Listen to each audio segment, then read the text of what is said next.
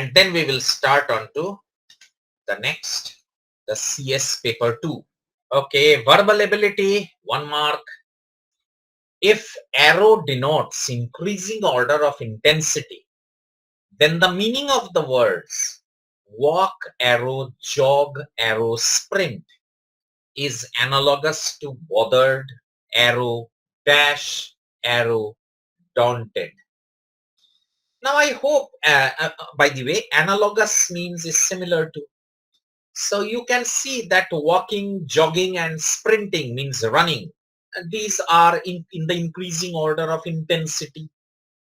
Now bothered, I hope you understand what is the meaning of bothered. Means it's being concerned about something. I am bothered as to why you see people are not getting good marks. So I'm concerned. What is the meaning of daunted? Daunted means pure intimidation.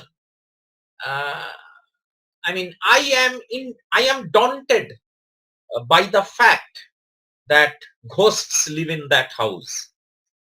I am, so means I am totally, that's not the right one actually. I am daunted by the mafia uh, in my locality. So, you know, I am absolutely intimidated by the mafia of my locality. That's the most extreme form.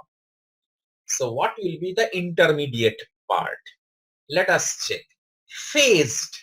Phased out means chosen out. I mean, you know, the weaker link was phased out slowly in the system. So, I mean, chosen out, removed. Phrased. That is English. I mean, you know, phrase. I mean, those sort of stuff. Sentences, phrases, and sort of stuff like that. So that has no relation. Phased. Now, phased means very concerned. Uh, the main use is in the negative form. He was unfazed by all the happenings around him. Means absolutely not concerned. So that's used in the negative form more often. But then the positive form, phased, means very concerned. So that would be phased, bothered, phased, daunted. See, the next one is fused. Fused means added. You know, I fused the two pieces of iron with a welder. Okay. So something like that. So this would be phased, which means, I mean, very concerned, not intimidated, but very concerned. So that's the first one. Next, two wizards try to create a spell using all the 4 elements, water, air, fire, and earth. For this, they decide to mix all these elements in all possible orders. They also decide to work independently. After trying all possible combination of elements, they conclude that the spell does not work. How many attempts does each wizard make before coming to the conclusion independently? See, the story behind the sum might be somewhat confusing, but if you have seen, I mean, you know, movies of, I mean, what they say in English, those famous, I mean, you know, those magic movies, and I forget the name right now. Then these are almost like that, you know, all wizards and everything. But then you see what happens is, see, there is water, air, fire, and earth. The wizard has to mix this in any order. See, W, A, E, F, W, A, F, E, E, W, F, E, sorry, F, A, sort of any orders that they can. And they had concluded that the spell does not work. So had the spell worked, they would have left their combination. But since the spell did not work and they finally found that nothing makes the spell work, so they must have tried all the combinations possible. So how many combinations are possible? Very simple, factorial 4. That is 24. 4 items can be arranged in order in factorial 4, the symbol, modern day symbol is this. This is the actual uh, symbol of the textbook's Puritan symbol as this. So either way, this is 24. So that is the answer. So the thing is simple. The very simple thing has been hidden under a bit of a complicated story. I hope you all understood the story actually. I now remember the name, Harry Potter. If you have seen those Harry Potter movies, so there actually some things like this happen. Okay, let's move on to the next.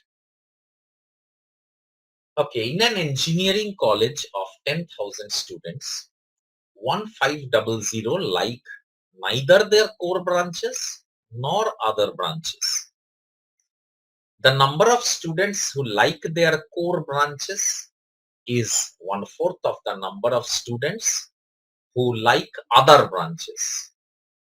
The number of students who like both their core and other branches is 500. The number of, okay, rather than reading all this, which will just simply help in complicating it, I hope most of us have understood that this is nothing but a Venn diagram, a set theory problem. See this, let this be the universal set of the total students of the engineering college, which is 10k. I'm writing 1000 instead. I'm writing k instead of 1000 space. Let there be two groups, the ones who like their own branch and the others who like other branches. So this is liking own branch, liking own branch, and this is liking other branch. Okay, so let us see. 1500 like neither their core branches nor other branches. So this vacant space outside is 1500. The number of students who like their core branches, number of students who like their core branches is 1/4 of the number of students who like other branches. Okay, we will find that. The number of students who like both their core and other branches is 500. So this is 500. Now let us suppose the number of students who only like their own branch, be X. In that case, the number of students who like their core branch will be X plus 500. I hope you understood the difference. Now this is something important. See, these X students does not like any other branch.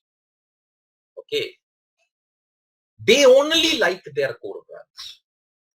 But this total circle are students who like their core branch. And there may be students who also like other branches, which is this 500. I hope you understood the difference. That is the main thing of this sum. That is the main thing of this sum. And deliberately other branches, core branches has been given so that you become confused on that point. So X plus 500 students are students who like their core branch, but own branch. And X is that student who only like their core branch. 500 is that student who like their core branch and also other branches. I hope you understood that. So now, as per the problem, the number of students who like their core branches is 1/4 of the number of students who like other branches. So the number of students who like other branches must be 4 into X plus 500. That means this whole circle. So the number of students who only like other branches is 4 into X plus 500 minus 500. That is 4X plus 1500. So this is 4x plus 1500, right? Now you see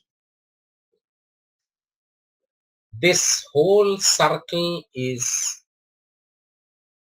500 plus x.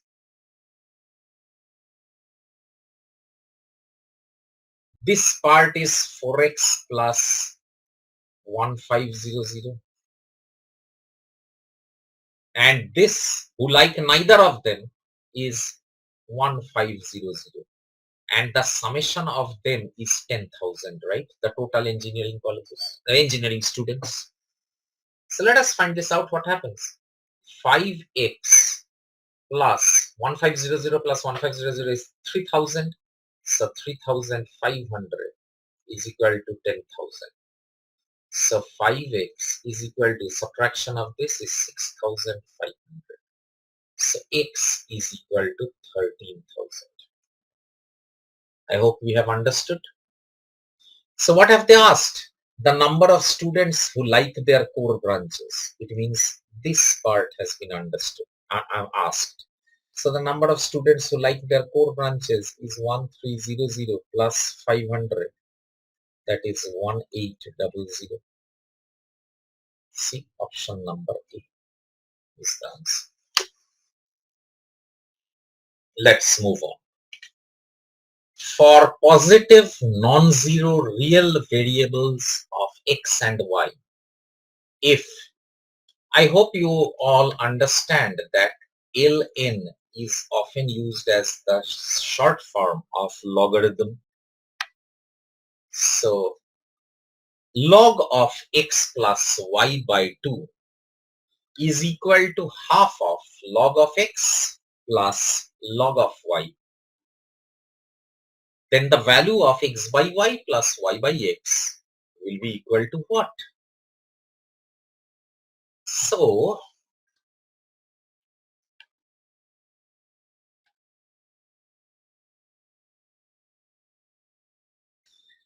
from here we can say that log of x plus y by 2 will be equal to half of log of xy, because log of x plus log of y can be said to be log of xy. And further we can say log of x plus y by 2 is equal to log of root over of xy, because this half goes xy whole to the power half is root over of xy. So from here we can say that x plus y by 2 must be equal to root over of xy. Okay, so I mean, hence x plus y is equal to 2 root xy. So just take the square of both sides. X square plus y square plus 2xy is equal to 4xy, or x square plus y square is equal to 2xy. So we can simply go ahead and say that x square plus y square divided by xy is equal to 2. Now this is equal to x by y, and this is equal to y by x is equal to 2, and hence we have found out the answer.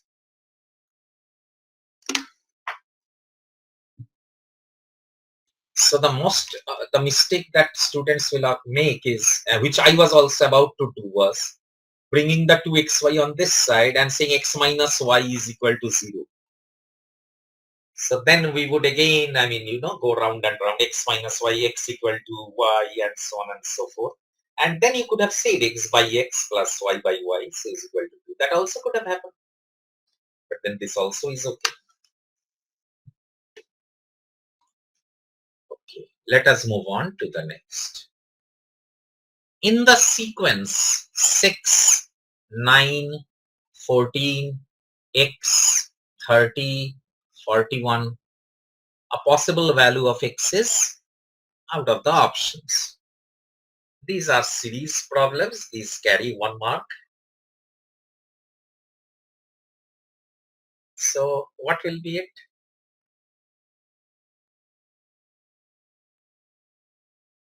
See, 6 plus 3 is equal to 9. Now, 9 plus 5 is equal to 14. Now, 14 plus 7 would be 21. 21 plus 9 would be 30. And 30 plus 11 is 41. So basically we are adding consecutive odd numbers starting from 3. And the whole series actually matches. So 21 must also be a match. Hence x must be equal to 21. Okay, this is a sequence. This would generally carry around 2 marks. Sequence the following sentences in a coherent passage. Coherent means which has some meaning. Okay. The sentences are named P, Q, R, and S. So P, this fortuitous geological event. Fortuitous means fortunate, which was a good fortune. This fortuitous geological event generated a colossal amount of energy. Colossal means huge amount of energy and heat that resulted in the rocks rising to an average height of 4 kilometers across the contact zone. Okay, I hope the meaning is understood. Rocks rising to an average height of 4 kilometers across the contact zone. Number Q. Thus, the geophysicists tend to think of the Himalayas as an active geological event rather than as a static geological figure. Active geological event means which is still active. It's day by day. The height of the Himalayas is rising or decreasing, whatever it is. The natural process of the cooling of this massive edifice absorbed larger quantities of atmospheric carbon dioxide, altering the Earth's atmosphere and making it better suited for life. Edifice means crack. Okay. Number S. Many millennia ago, millennium. From there it comes millennia. Many millenniums is millennia. Many millennia ago, a breakaway chunk of bedrock from the Antarctic plate collided with the massive Eurasian plate. Okay, so you will have to make this into a coherent one. See, the first one would obviously be S. The first sentence has to be S. Many millennia ago, a breakaway chunk of bedrock from the Antarctic plate collided with the massive Eurasian plate. So after that, it must be P. This fortunate geological event generated a colossal amount of energy and heat that resulted in the rocks rising to an average height of 4 kilometers across the contact zone. Suppose this was the Eurasian and this was the Antarctic one. Suppose they collided, they met. So across this zone, the height went up, the rocks rose up. Okay. So after that must be R. The natural process of the cooling of this massive edifice, the crack and the height, absorbed larger quantities of atmospheric carbon dioxide altering the Earth's atmosphere and making it better suited for life. Thus, so thus means conclusion of the sentence, the whole passage. The geophysicists tend to think of the Himalayas as an active geological event rather than as a static geological structure. So SPRQ is the, sequence. SPRQ is, no, acha, this is it. Option numbers SPRQ. Let's move on. A person sold two different items at the same price, which clearly means that the selling price is same. He made a 10% profit in one item and a 10% loss in the other item. So the profit and the loss percentages, the magnitude is the same.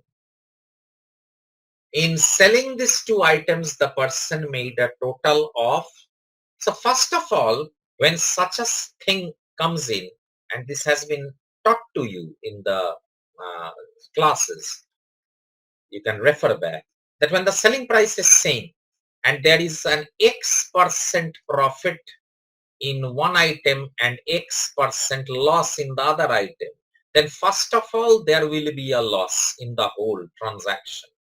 And the quantum of loss would be X by 10 whole square percentage. So loss of X by 10 whole square percentage. So 10 by 10 whole square percent loss is the answer. That is 1% loss is the answer. So it's option C. Let's move on to the next. The pie charts depict the shares of various power generation technologies in the total electricity generation of a country for the years 2007 and 2023. Clearly visible, 2007 and 2023. And you can see hydro, solar, coal, gas. Here also hydro, solar, coal, gas, and this is wind, another one. Oh, there is also wind here. So this is 5%.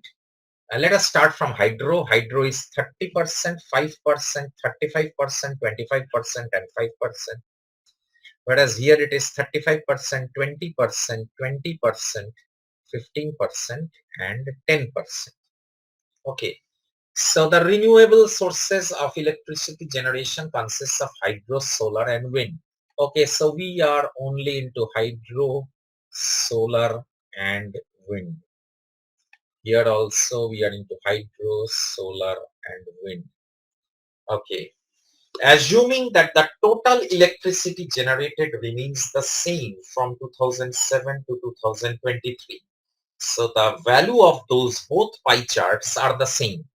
What is the percentage increase in the share of renewable sources of electricity generation over this period? So this is now becomes very simple because of the assumption, assuming that the total electricity generated remains the same from 7 to 23. Because of this, the sum becomes very easy. Let us add them and find out what is the summation of solar, hydro, and wind, that is renewable sources of electricity. So that is 5 plus 30 plus 5, that is 40%. And let us find out what here it is. It is 20 plus 35 plus 10. So that is 55 plus 10, that is 65%. So we are going to say that the percentage increase would be 65 minus 40 divided by 40 into 100. So that is 25 by 40 into 100. So that would be 125 by 2, that is 62.5%. So 62.5% is the answer. 25, this is option number D. 62.5% is the answer. Now we could do this, we could apply this. Please mark here, we could apply this because the value of this pie chart and this pie chart is the same. Had it not been same, we could not have applied this. Then there would be a different process. Let us move on. I hope you have understood. A cube is to be cut into 8 pieces of equal size and shape. Here, each cut should be straight and it should not stop till it reaches the other end of the cube. The minimum number of such cuts required is, now you see this is a sum which comes from cubes and dicing. It's very simple, it's just basic logical reasoning. See, if this is a cube and if you want to make into 8 pieces of equal size and shape, you apply these cuts along the 3 different planes. See, and you get 8 equal. If you want to get equal size and shape, then this is the minimum possible. Okay, maximum there could be many. You could have applied like slicing a bread, you could have applied 7 cuts like that, but this would be the minimum. So how do you calculate that actually? Since this is only 8 pieces, a diagram could be shown. The calculation is you take the cube root of 8. So which is 2, which means on every plane, see this is, say suppose this is X, this is Z and this is Y. Then I hope you understand this is the XY plane. This is the XZ plane. And this is the ZY plane. So along every plane, you create 2 pieces. 2 pieces along every plane. So for that, to allow that, see, if you, this is a thing and you apply 1 cut, so 2 pieces are generated. So 1 cut will always generate 2 pieces. Similarly, if you apply 2 cuts, say 1 cut, 2 cuts, see you get 1, 2, 3 pieces. So always remember that pieces is equal to 1 plus number of cuts. Okay, so you need 2 pieces along every plane. So for that you need to give 1 cut along every plane. 1 cut along every plane, which means a total of 3 cuts. And you see here also, we in the diagram we showed, this is cut number 1. See, this is cut number 2. And you see this is cut number 3. And if you notice, they are along the 3 different planes, right? So that is how it happens, and the correct answer, of course, is 3. 3 cuts. Hope this was understood. Let us move on to the next. In the 4 into 4 array shown below, each cell of the first 3 rows has either a cross or a number, and it can clearly be seen. See, 1 cross 4 3, cross 5 5 4, 3 cross 6 cross. The number in a cell represents the count of the intermediate neighboring cells, that is left, right, top, bottom, diagonal, not having a cross. Okay, so the number in a cell represents the count of the neighboring cells not having a cross. Given that the last row has no crosses, so we know for sure that the last row does not have any cross. The sum of the four numbers to be filled in the last row is how much? Okay, so let us find this out. See, let us draw one that would help us to explain without unnecessarily dirtying the whole diagram.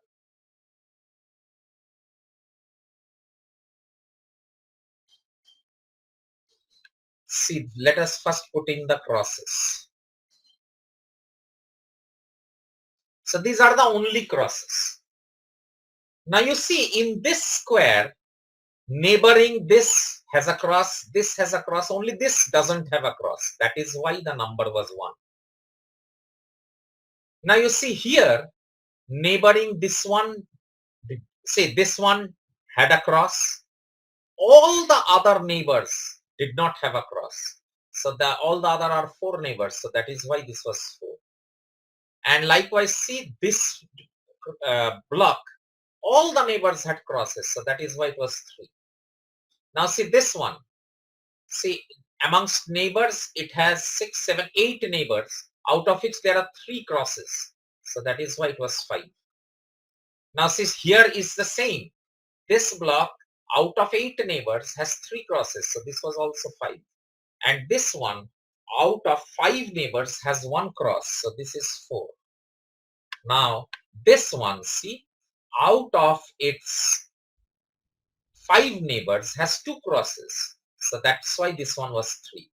This one, see, out of its 8 neighbors, has 2 crosses. Mind it, they have told that these 4 blocks do not have any cross. So out of these 8 ones, only 2 crosses are there. So that's why this one is 6. Now let us look at this one. This one, out of the 3 neighbors that it has only 1 cross. So this will be 2.